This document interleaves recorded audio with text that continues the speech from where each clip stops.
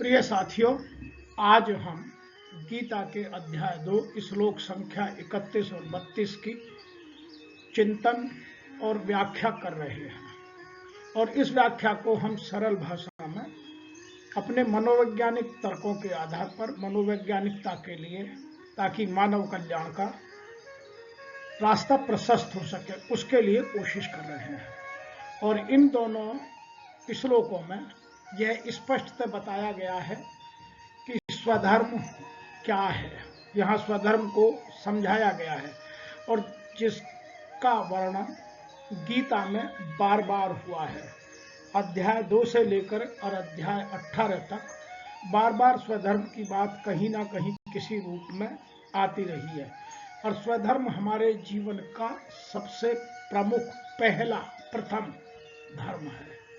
जिसने स्वधर्म को निभा लिया, फिर उसको कोई और धर्म निभाने की आवश्यकता नहीं रहती है। आइए इसी चीज को गहराई से समझने की कोशिश करते हैं। बहुत सारे लोगों ने स्वधर्म को अपने जो धर्म है, जो आज के अपने संप्रदाय के, अपने जाति के या अपने अपने संस्कारों के आधार पर जोड़ दिया है, जबकि गीता का स्वधर्म कुछ और ही है। आइए उसी को समझने की हम कोशिश करते हैं और यह समझते हैं हम श्लोक संख्या 31 में। यहाँ लिखा है, स्वधर्मम अपि च अवेक्ष्य नैविकुम्पितुम अहिर्षि धर्मयाति हि युद्धात् श्रेय अन्यत क्षत्रियस्य न विद्यते। इसका सरल भाषा में यदि हम आध्यात्मिक तौर पर व्याख्या करें तो यह बनती है कि एक योद्धा के रूप में अपने कर्तव्य पथ पर विचार करते हुए तुम्हें उसका त्याग नहीं करना चाहिए। वास्तव में योद्धा के लिए धर्म की रक्षा हेतु युद्ध करने के अतिरिक्त अन्य कोई विकल्प नहीं है। अर्थात एक योद्धा का स्वधर्म है युद्ध करना। सीधी सरल भाषा समझाने की कोशिश की गई है, लेकिन जब आप इसे और गहराई से समझने की कोशिश करते हैं तो यह 32वां श्लोक इसको और स्पष्ट कर देता है और इसकी व्याख्या और गहनता के साथ और गूढ़ता के साथ करता है। आइए पहले इसको भी पढ़ लें, फिर इसकी मनोवैज्ञानिक व्याख्या करेंगे। 32वें श्लोक में लिखा गया है, यदक्षया च उपपन्नम स्वर्ग द्वारम अपाव्रतम सुखिम क्षत्रियाः पार्थ लभन्ते युद्धम ईदृशम। अर्थात हे पार्थ, वे क्षत्रिय भाग्यशाली होते हैं जिन्हें बिना इच्छा किए धर्म की रक्षा हेतु युद्ध के ऐसे अवसर प्राप्त होते हैं जिनके कारण उनके लिए स्वर्ग के द्वार खुल जाते हैं। अर्थात यहाँ यह कहने की कोशिश की गई है कि जो स्वधर्म का पालन करता है वह जीवन का सबसे उत्कृष्ट कृत्य करता है और स्वर्ग की कल्पना यहाँ जो की गई है वह यही है कि यदि किसी का जीवन उत्कृष्ट तरीके से जीवन मुक्त करने के लिए प्रयास किया जाता है और जीवन मुक्त हो जाता है तो वही स्वर्ग है। आइए अब इसको समझते हैं मनोवैज्ञानिक रूप से, क्योंकि हम तो यहाँ मनोवैज्ञानिक दर्शन के हिसाब से व्याख्या कर रहे हैं। तो आइए समझते हैं कि स्वधर्म है क्या। स्वधर्म जिसका अर्थ है अपना धर्म। स्व मीन्स अपना और धर्म का मतलब धर्म। स्व शब्द से बना है जिसका अर्थ स्वयं और धर्म है। स्वधर्म को किसी की क्षमता के आधार पर, यहाँ ध्यान दीजिएगा, यहाँ उन धर्मों की बात नहीं कर रही है जिनको हम संप्रदाय के नाम पर, जिनको हम धर्म के आधार पर बांटने की कोशिश कर रहे हैं। गीता कौन से स्वधर्म की बात कर रही है उसको समझिए। स्वधर्म को किसी की क्षमता के आधार पर स्वयं का वैध आचरण बतलाया गया है। जो मेरी क्षमता के अनुसार मेरा वैध आचरण है, अवैध नहीं। इसके लिए व्यक्ति को अपनी शक्तियां, क्षमताओं और कमजोरियों के बारे में जागरूक होना आवश्यक है। तो यहाँ यह बताने का प्रयास किया गया है कि what are my capabilities, what are my weaknesses, जिसको हम आज के मैनेजमेंट की भाषा में स्वॉट एनालिसिस करते हैं, उन सबको यहाँ समझने की कोशिश की है कि मेरी स्ट्रेंथ क्या है, मेरी वीकनेसेस क्या है, मुझे थ्रेट क्या है और मेरे को अपॉर्चुनिटीज क्या है। तो अपनी शक्तियाँ, क्षमताओं और कमजोरियों के बारे में जागरूक होना आवश्यक है। भगवत गीता में स्वधर्म के विचार पर जोर दिया गया है। भगवत गीता में कहा गया है कि यदि कोई स्वधर्म को स्वीकार करता है तो उसके द्वारा किए जाने वाले कार्य सहज हो जाते हैं, अर्थात आसान हो जाते हैं, क्योंकि वह अपनी क्षमताओं को, दक्षताओं को, योग्यताओं को, कुशलताओं को, सार्थकताओं को सबको ध्यान में रखकर उसको करता है। और जो पैशन का जन्म होता है वह स्वधर्म से ही होता है। तो स्वधर्म हमें जोश, उमंग, आनंद, उत्साह भरता है और इन कार्यों को करने की क्षमता स्वाभाविक रूप से आती है, अर्थात इनके लिए आपको बाहर से कुछ पैदा करने की आवश्यकता नहीं है। यह आपके शरीर के साथ, आपके विचारों के साथ स्वयं पैदा होती है और कार्य की जटिलता में कोई बाधा नहीं होती। यह गीता के आधार पर मेरे द्वारा की गई स्वधर्म की परिभाषा है। अब मैं एक दूसरी और परिभाषा आपको देना चाहता हूँ जो हमारे मनोवैज्ञानिक जीवन में पूरी तरह खरी उतरती है, और जिसने उस स्वधर्म की परिभाषा को ठीक से समझ लिया, फिर उसको स्वधर्म समझने में कोई ना तो आपत्ति होगी, ना कहीं कोई चूक होगी और ना ही कोई इधर उधर के विचार उसके मन में उत्पन्न हो। स्वधर्म का तात्पर्य स्व कर्तव्य अर्थात अपने वर्ण। अब वर्ण गीता में 4 बताए गए हैं और जिनमें यहाँ अर्जुन है क्षत्रिय। तो क्षत्रिय का वर्ण के अनुसार क्षत्रिय का क्या कर्तव्य है, उसके लिए अर्जुन को यहाँ प्रेरित करने की, अर्थात हमारे मन को प्रेरित करने की बुद्धि प्रयास कर रही है। और यहाँ वर्ण के अनुसार, अपने पद के अनुसार, जो हमें समाज में पद मिला है, क्योंकि हम नौकरी करते हैं तो हमारा हायरार्की में कोई पद होता है, हम समाज में कोई किसी पद पर होते हैं, हम राजनीति में किसी पद पर होते हैं, हम अपने प्रोफेशन में, अपने व्यवसाय में किसी पद पर होते हैं, या जो हम अपना कार्य करते हैं, जैसे कृषक है, जैसे वणिक हैं, जैसे पेंटर है, म्यूजिशियन है, योद्धा है, और बहुत सारे अपने अपने इस तरह के प्रोफेशन है, हम जो भी काम करते हैं। अगला है अपनी सामाजिक स्थिति के अनुसार कर्म करने से है। तो यहाँ स्वधर्म का तात्पर्य आपका पद, आपकी सामाजिक स्थिति, उसका गुण और स्वभाव, आपकी क्षमता, सामर्थ्यता, दक्षता और कुशलता के अनुरूप अपने कर्तव्य का चयन कर लेना ही स्वधर्म है। अर्थात हमें इस बात को ठीक से समझना चाहिए कि स्वधर्म क्या है। तो स्वधर्म समझने के लिए हमें अपना वर्ण, अपना पद, अपनी सामाजिक स्थिति और अपना स्वभाव, अपने गुण, अपनी क्षमताएं, अपनी दक्षताएं, अपनी कुशलताएं, अपनी सार्थकताएं पूर्ण रूप से अवगत होना चाहिए, और यही स्वयं से साक्षात्कार है। तो गीता के दोनों यदि आप अध्ययनों को ठीक से मापन करें तो वो सब स्वधर्म की ओर आपको और अग्रसर करने का प्रयास करते हैं। अतः यहाँ स्वधर्म को जान लेना बहुत आवश्यक है। मैं इसको एक और तरीके से भी आपके साथ चिंतन करने की कोशिश करता हूँ कि स्वधर्म का अर्थ है अपनी अपनी क्षमताओं के अनुरूप संघर्ष करना।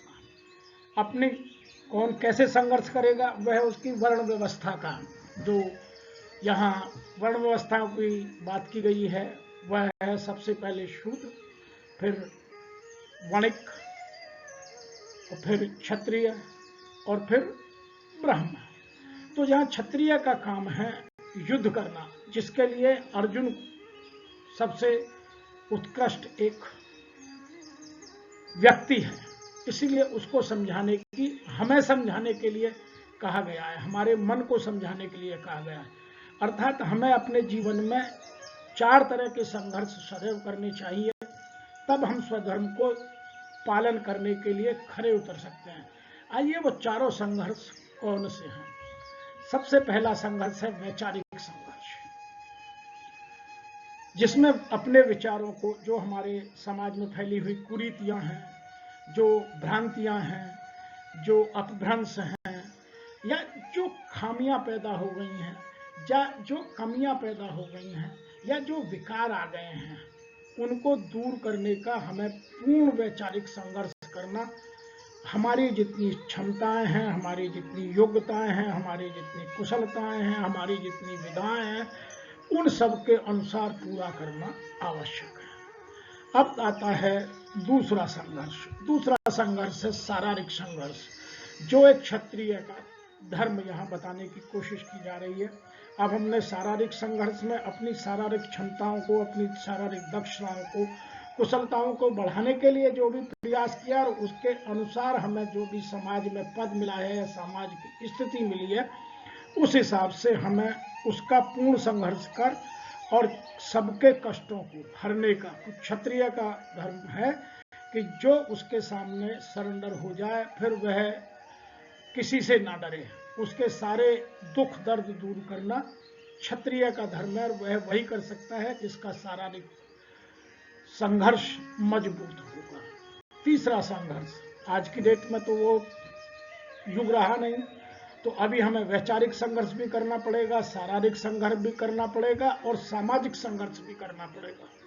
सामाजिक संघर्ष का मतलब है जो समाज में फैली हुई कुरीतियां हैं, जैसे हमने जो उस जमाने की अपने युद्ध कौशल के अनुसार, या अपनी क्षमताओं के अनुसार, या अपनी दक्षताओं के अनुसार जो वर्ण बनाए गए थे, हमने उसको जातियों में बदल दिया।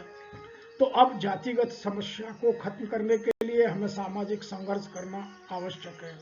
समाज में फैली हुई जो कुरीतियां हैं, चाहे वो ब्राह्मण धर्म में आ गई हो, चाहे वो क्षत्रिय धर्म में आ गई हो, चाहे वो वैश्य धर्म में आ गई हो, वणिक जिसे वाणिज्य कहते हैं, और या जो सेवा करने वाले लोग हैं, जो सेवा का कार्य करते हैं, उनमें आ गई हो, उन सब चीज़ों को सामाजिक स्तर पर दुरुस्त करना, ठीक करना, सामाजिक व्यवस्था को न्याय के हिसाब से व्यवस्थित करना आवश्यक है। और चौथा संघर्ष है, वह है आर्थिक संघर्ष। आज जो आर्थिक असमानता फैल गई है, आज जो पैसे की, आर्थिकता की भूख हड़ताल बढ़ गई है, हमने आर्थिक क्रियाकलापों के लिए अपने विचारों को, अपने सामाजिक संघर्षों को, अपने शारीरिक संघर्षों को, सबको या तो बेच दिया है, या गिरवी रख दिया है, या उनको किसी और दशा में मोड़ दिया है, लेकिन मुझे केवल अर्थ से मतलब है।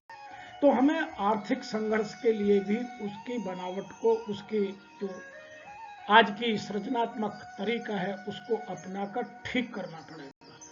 तो जो इन 4 तरह को संघर्षों करने की क्षमता जिस भी पोजीशन पर, जिस भी सामाजिक पद या स्थिति पर बैठकर हम कर सकते हैं, वह पूर्ण करना ही संघर्ष करने की क्षमता है। तो जो संघर्ष है, यह इन 4 तरीके से हमें सदैव करना चाहिए, तभी हमें स्वधर्म का पालन करने का जो हमारा अवसर मिला है, वह पूर्ण करने का मौका मिलेगा। यदि हमने उसको किन्हीं भी तरीके से कहीं भी पूर्ण नहीं किया, या अपने इन 4 संघर्षों में से कोई संघर्ष नहीं किया, और हमने केवल हाँ में हाँ मिलाई, और दूसरे के धर्म को या तो उसमें कमी निकालने का, या कुछ और तरीके से पूरा करने का यदि दुष्कृत्य करते रहे, तो उसका हमारे जीवन पर प्रभाव पड़ेगा। और गीता में केवल 2 प्रकार के तरीकों की बात की गई है। स्वधर्म का पर्पज है, स्वधर्म का अर्थ है कि हम 2 कार्यों के लिए, हमारा जीवन 2 ही कार्यों के लिए हुआ है। मैं कौन हूँ, मैं कहाँ से आया हूँ, मैं क्या कर सकता हूँ, उन सब का संबंध है जीवन की मुक्ति से। और जीवन की मुक्ति यदि हम उस तरफ बढ़ जाते हैं, तो उसमें दूसरा आता है आध्यात्मिक। तो मेरे इन 2 स्वधर्मों को पूरा करने के लिए मुझे लगातार निरंतर प्रयासरत रहना, जहां जब जैसा अवसर मुझे प्राप्त हो उसको पूर्ण करना।